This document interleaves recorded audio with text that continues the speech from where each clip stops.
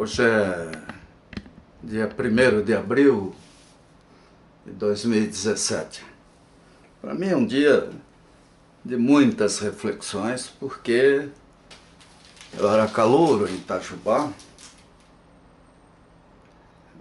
lacerdista até debaixo d'água, e a gente via o Brasil gradativamente se desmanchando. Por quê? Como? Um montão de historiadores aí já escreveu a respeito disso.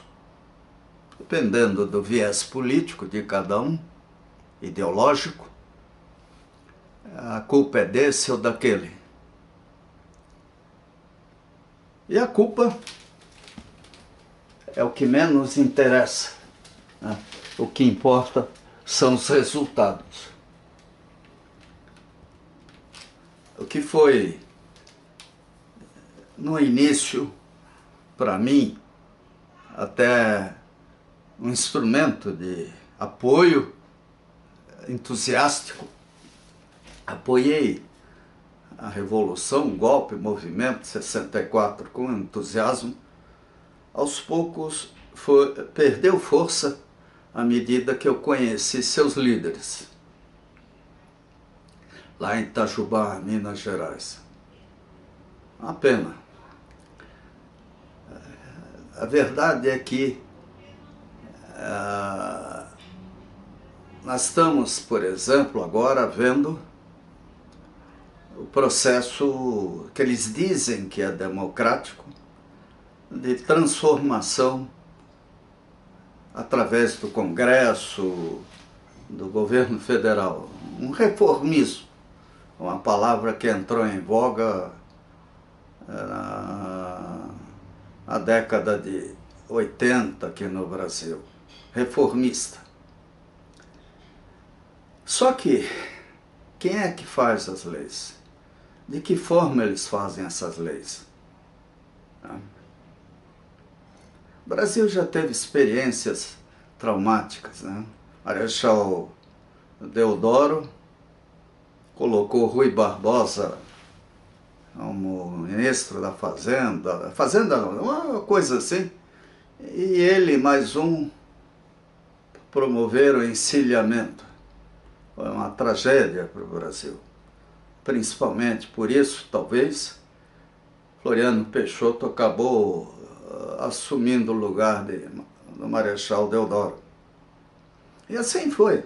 Todos os movimentos violentos no Brasil tinham uma motivação idealista, puritana, mas o ser humano não é assim. Esse é o drama. Lamentavelmente, o ser humano, tanto faz ele ser muito rico, muito pobre, super togado ou não, com um montão de estrelinha no ombro, ou não, operário, catador de lixo, o ser humano é um animal que tem, como Maslow, né? Gosto sempre de lembrar dele, tem uma pirâmide, tem prioridades de sobrevivência. Essas prioridades, elas evidentemente dependem da escala em que o indivíduo até nasceu. Quem nasce de uma família abastada já começa, não tem problema de sobrevivência, não sabe o que é passar fome. Então hoje é 1º de abril, é o dia de pregar peças. Eu já ouvi algumas delas aí, também já preguei. Mas como talvez seja politicamente incorreto fazer isso, eu prefiro dizer o que eu penso. Eu acho que no Brasil nós temos que ter esperanças. O Brasil é um país tremendamente rico, vamos dizer assim, tem um potencial que esses países estão mergulhados no gelo ou em cima de placas tectônicas que se movimentam, do lado de vulcões. Não tem. Lógico, nós temos riscos. Pode cair um meteoro aqui na minha cabeça daqui a 10 segundos. Isso é normal. Eu vou morrer, vou desaparecer, o prédio vai cair, se isso acontecer. Aliás, aqueles esconjuros, sei lá, aquelas coisas do passado vinham disso. Né? Se você dissesse qualquer coisa errada, o indivíduo do lado já dizia uma frase para que não acontecesse nada. Quer dizer, a superstição leva a extremos. Bem, com ou sem superstição, com ou sem ideologias, nós temos que acreditar no futuro. Um país do tamanho do Brasil é um transatlântico, gigantesco, ele não muda de rumo em 10 metros, isso é piada, ele não vai fazer uma curva de 90 graus em 10 metros, ele precisa de tempo e de espaço. A nova geração tem uma vantagem assim maravilhosa, que são as redes sociais, celulares. Ainda ontem, uma parte da minha família esteve aqui em casa. Era bacana ver o meu neto de 2 anos de idade usando o celular. A gente pode dizer, pô, mas ele não se comunica. Mas se comunica com o mundo. Procura o que quer.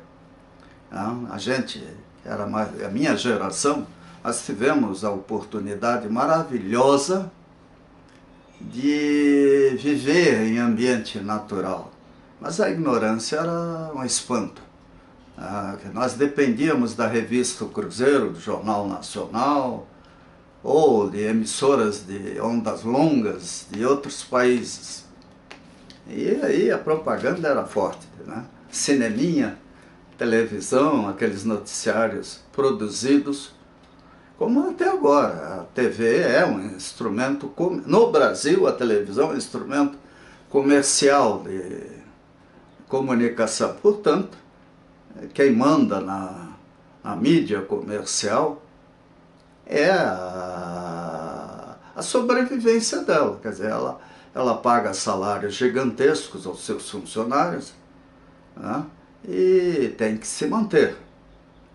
Até eu conversei um dia desses com um amigo, cujo filho, que era procurador, se não me engano, agora virou apresentador de TV. Ele disse todo orgulhoso que o filho estaria ganhando 3 vezes mais do que na profissão que tinha. Quer dizer, parabéns para ele que tem capacidade para isso, e até merece. Mas quantos outros, né, não estão aí de jatinho, de helicóptero, gozando facilidades porque receberam privilégios, cartórios, concessões, permissões, e isso vale muito dinheiro. Então, 1º de abril de 2017, meus filhos e netos precisam se lembrar disso. 31 de março, 1º de abril. Eles com certeza vão ser testados e cobrados. O que o vô, bisavô, tataravô pensava a respeito? Tomara que esses filmes não sejam visíveis e audíveis daqui a muitos anos. Que os grandes cartéis de como a software, eles fazem de tudo para que o que era antigo desapareça.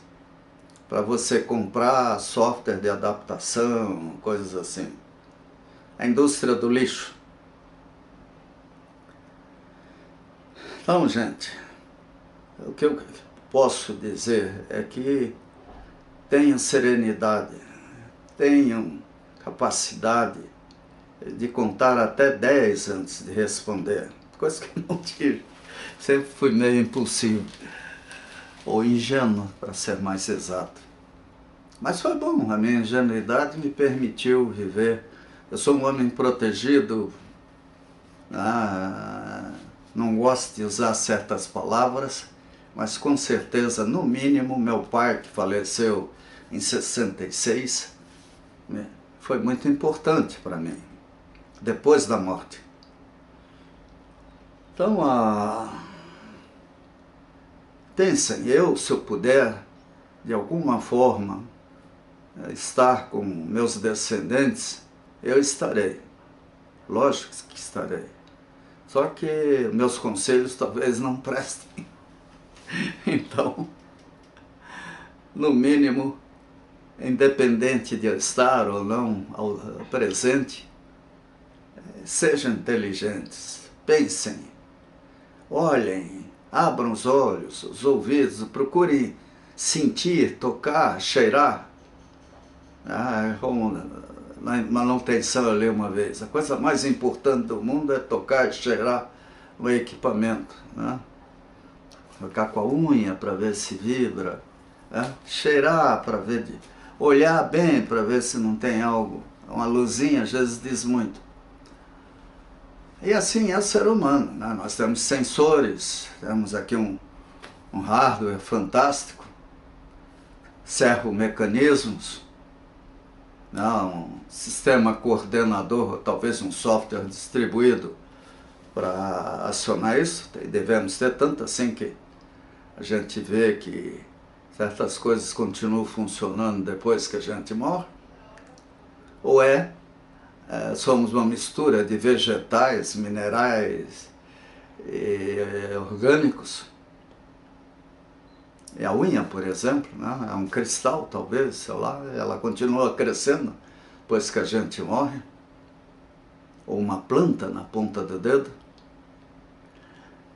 Então, gente, 1º de abril de 2017. 1º de abril de 64. Um ano que para mim entrou na minha história com muita força. Diante de um auditório, mais de 200 colegas, veteranos e calouros, eu querendo ponderar com eles que do jeito que o Brasil estava não podia continuar. E a minha esperança no Carlos Lacerda e outros, que acabaram sendo driblados por governadores da pior espécie e que deixaram sua marca cultural, que é pior. A cultura da corrupção envolveu os militares. O corporativismo, a paixão, a aceitação de qualquer coisa desde que viesse daquela fraternidade ou corporação. Nós temos que ser críticos em tudo, até em relação à própria família. Não é porque é um irmão que ele estará certo. E vice-versa, quer dizer, não é porque eu sou irmão de alguém que eu estou certo. Juízo, gente, o Brasil nunca precisou tanto disso. Agora, de alguma forma, nós temos que segurar o que está acontecendo em Brasília. Eles vão promover um estrago colossal. A Lava Jato, ela é importantíssima.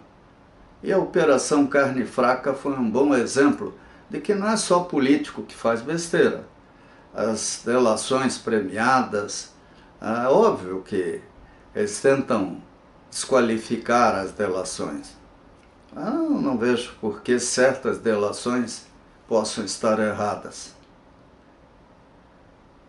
Então, parabéns ao juiz Sérgio Moro, ao Dr. Deltan, como chefe da Polícia Federal. E sei que eles estão vivendo momentos de corte de verbas. E aí vem a utilização até desse dinheiro que foi apreendido.